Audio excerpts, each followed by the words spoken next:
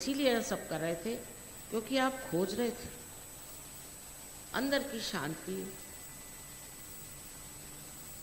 आप खोज रहे थे, आप परमात्मा को खोज रहे थे। लेकिन इस खोज में रास्ता थोड़ा चूक गया, गलत रास्ते पे हम चले, और क्योंकि जिसने चला दिया वो चल दिया।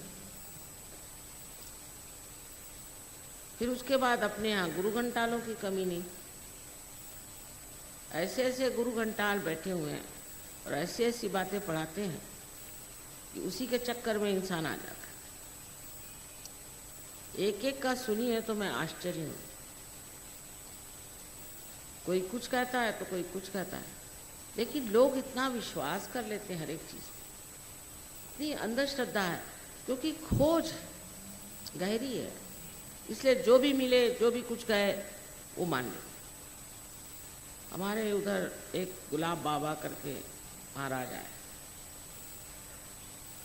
उनको हम बचपन से जानते हैं। बड़े खराब तबीयत के आदमी थे वो, बचपन से उनको जानते हैं, और उनके माँ बाप उनसे था, लेकिन वो बाबा जी बन गए।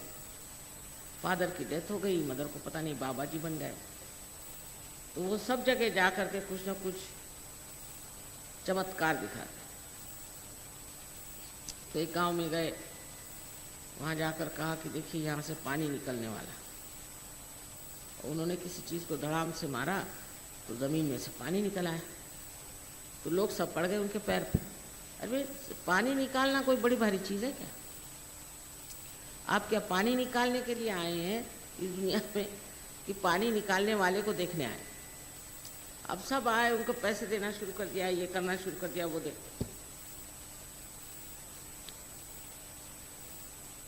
दूसरे दिन जाके देखा तो वहाँ नलका था नीचे से, उसको इन्होंने पहले ही से काट कूट के तैयार कर लिया था और उसको किसी चीज़ से सील कर दिया। वो जब दूसरे दिन मारा तो उसमें पानी निकला।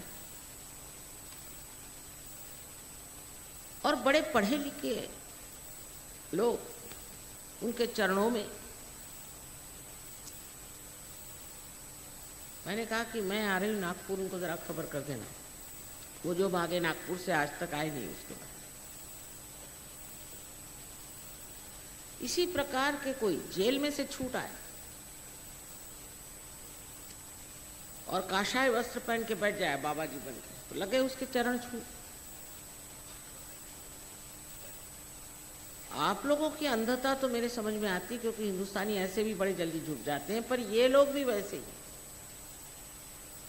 और करोड़ों रुपया कमाए रजनीश और ये और वो।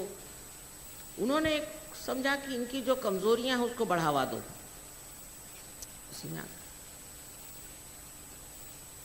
एक 14 साल के महाराज वहां पहुंचे, पता नहीं क्या था, या तो वो जादू मंत्र करते हो या चाहे उन पे कुछ मेस्मरिज्म डालते हो। बड़े बड़े पढ़े लिखे अच्छे लोग, समझदार लोग उनके पीछे लगे हुए।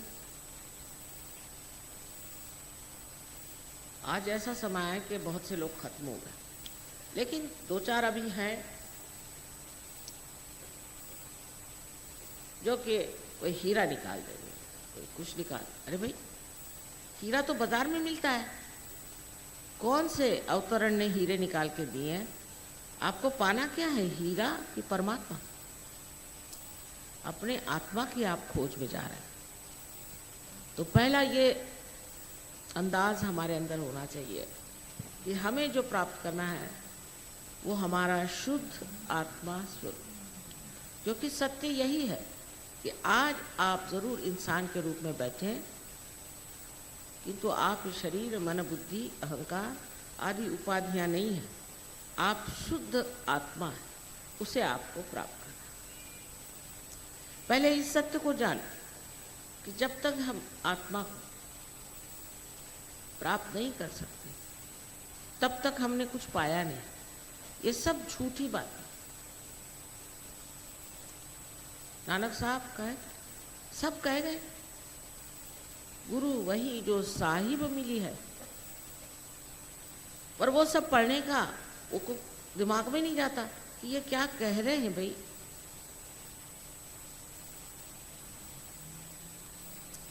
इस प्रकार हमें पहले अपनी ओर नजर करना चाहिए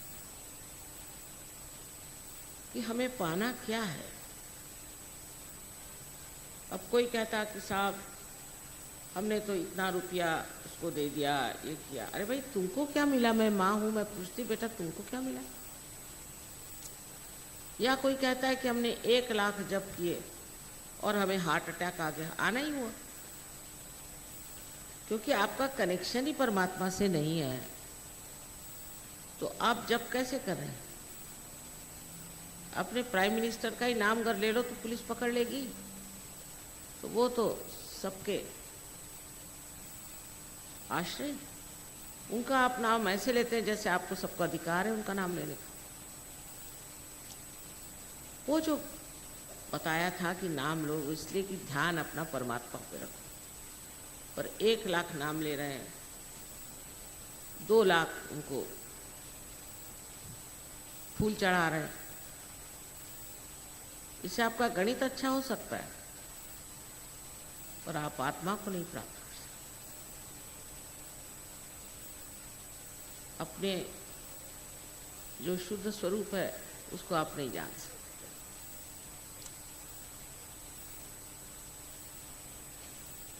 दूसरी बात जो जाननी है कि सत्य जो है वो ये है, ये जो आप आज यहाँ इतने फूल देख रहे हैं इतने सुंदर, इनको देखकर आपके मन में ये विचार नहीं आ रहा है ये कितना बड़ा चमत्कार है कि एक बीज से ये फूल निकला है इतने सारे, और अलग अलग ढंग के अलग अलग बीज से निकलते, कितना बड़ा चमत्कार है। ये कैसे हुआ?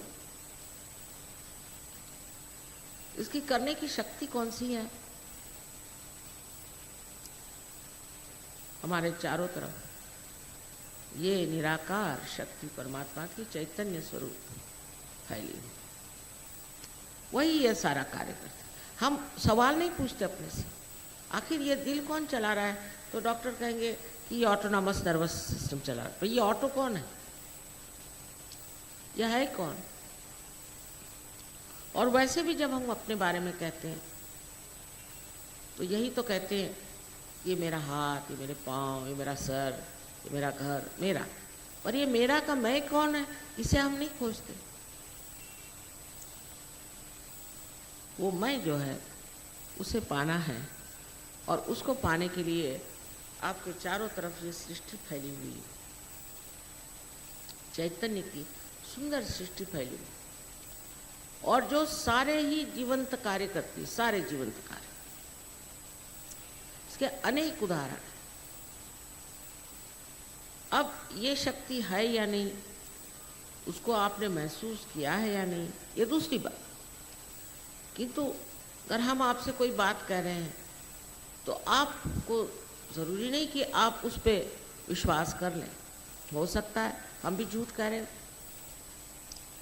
लेकिन ये तो ज़रूरी है कि अपना दिमाग आप खोल लें, एक वैज्ञानिक की तरह, एक साइंटिस्ट की तरह, और आप ये देखें कि हम जो कह रहे हैं अगर ये वास्तविक बात हो जाए और ये अगर सिद्ध हो जाए तो ये जो धारणा आज आपके सामने रख रहे हैं वही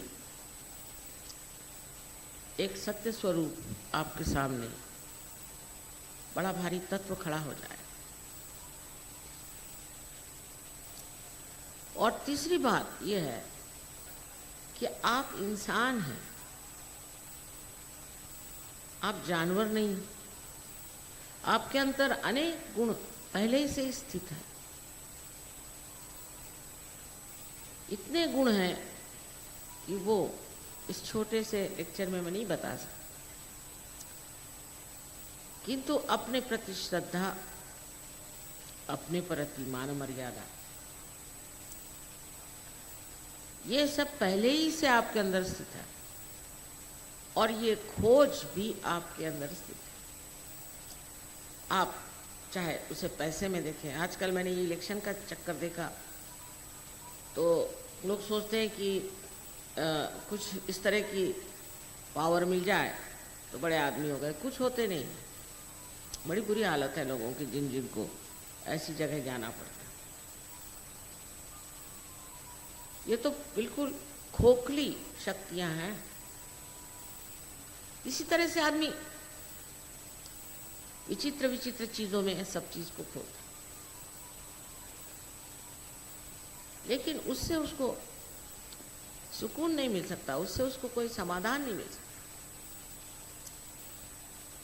आज ये चीज चाहिए, कल वो चीज चाहिए। जब वो चीज मिल जाए तो फिर उसका कोई महत्व ही नहीं रह जाता।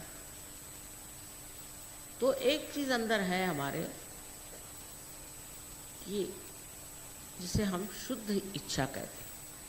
बाकी इच्छाएं शुद्ध हैं, तो शुद्ध इच्छा चाहे आप जाने चाहे न जाने एक ही है कि इस चारों तरफ फैले हुए परमात्मा के इस प्रकाश को, इस रूह को हम जानें।